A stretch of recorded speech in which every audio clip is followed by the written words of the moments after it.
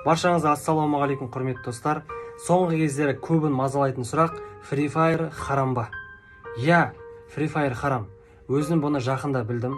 Оказывается, Free Fire'дың аудармасы тегін от деген мағынаны білдіреді, ағылшыннан қазақша аударғанда. Яғни бұл жерде неше түрлі масондық белгілер, Құранға ұқсайтын кітапты жырту және қандай да болсын көптеген белгілері бар. Бұны ойнау харам екен.